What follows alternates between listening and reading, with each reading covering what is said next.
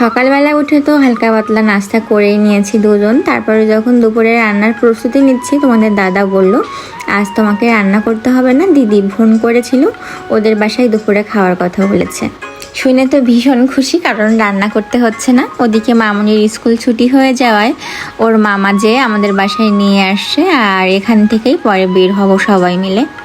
মামুনির school কিন্তু আমাদের বাসার পাশেই, তাই জন্য ওর স্কুল ছুটি হওয়ার পরে ওর মামা আমাদের বাসায় রেখে গিয়েছিল। আর এই যে আমরা দুজন কিন্তু রেডি হয়ে বেরিয়ে পড়েছি, আর ও কিন্তু বাইরে ছিল, তো আমরা ফোন করলে ও নিতে চলে আসছে। এই যে আমরা রেডি। তো এই যে আমরা কিন্তু এখন নিমন্ত্রণ খেতে যাচ্ছি অনেক দিন পর। আজকে একটু ভালো খাওয়া হবে, কারণ আজকে আমাদের নিরামিষের দিন শেষ হয়ে গেছে, কারণ আজকে শ্রাদ্ধ হয়ে গেছে দাদুর। তো এই যে আমরা কিন্তু চলে এসেছি দিদির বাসায়। পাশাপাশি বাসা থাকলে এরকম মাঝে মধ্যে একটু নিমন্ত্রণ খাওয়া যায়, কি বলো তোমরা? মাঝে মধ্যে রান্না করতে এতই কষ্ট হয়, মনে হয় সত্যি একটু নিমন্ত্রণ হলে খুবই ভালো হতো। তো এই যে আজকেও কিন্তু এরকমটাই হচ্ছিল, কারণ তোমাদের দাদাই বলছিল আজকে তোমার রান্না করতে হবে না, আজকে আমরা একটু বাইরে যাব। কিন্তু তারপরে দেখি দিদি ফোন করেছে, আসলে আজকে বাইরে খাবার ছিল আমাদের কপালে। এই যে মামনি কিন্তু ভীষণ খুশি, ওদের বাসায় আসলেও খুশি, আর আমাদের বাসায় ও আসলেও অনেক খুশি। ছোট মানুষের ঘুরে বেড়াতে পারলেই তো ভালো হয়, আর ওদের এত চাপ থাকে না, প্রতিদিন এটা সেটার ক্লাস করতে করতে ওরা আসলেই ক্লান্ত হয়ে যায়। এই হচ্ছে শহরের বাচ্চাদের জীবন। আমাদের ছোটবেলার কথা মনে করলে সত্যি অবাক লাগে যে আমরা ছোটবেলায় কি করতাম, কত মজা করেছি, কত খেলেছি, আমাদের একটা খেলার সময় ছিল। আর এখনকার বাচ্চারা নিয়ম মানতে মানতেই, রুটিন করে চলতে চলতেই হাঁপিয়ে ওঠে। এই যে আমরা কিন্তু চলে এসেছি, আর এদিকে একটা পুতুল কিনেছে, পান্ডা কিনেছে মামুনির একটা ছোট্ট মামামকে গিফট করার জন্য।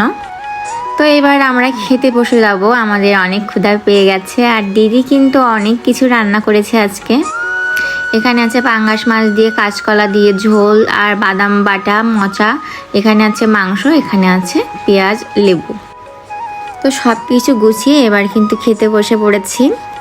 আর আজকের প্রত্যেকটা তরকারি এত বেশি মজা ছিল, প্রত্যেকটা তরকারি খুব বেশি মজা করে খেয়েছি। অনেক দিন পরে তৈলাক্ত খাবার খেলাম আর কি।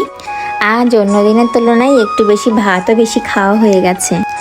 ননদের বাসায় খেতে এসেছি, একটুখানি বেশি না খেলে হয়? অত ডায়েট ফাইটের কথা চিন্তা করে কি হবে, এত মজার মজার রান্না। আর কলার মোচা ভাজি তো আমার ভীষণ পছন্দ, আর খেলাম অনেক দিন পরে।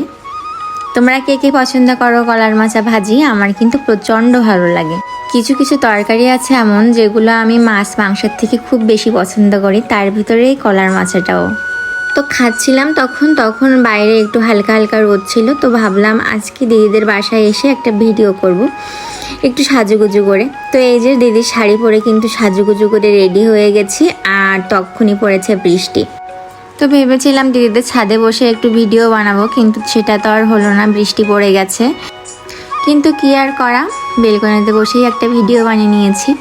আর আমার রিলসগুলো আমি আমার প্রোফাইল, মানে মেইন প্রোফাইল যেটা সুস্মিতা সাথী, ওখানেই আপলোড করি। তো যারা যারা দেখতে চাও ওখান থেকে দেখে এসো।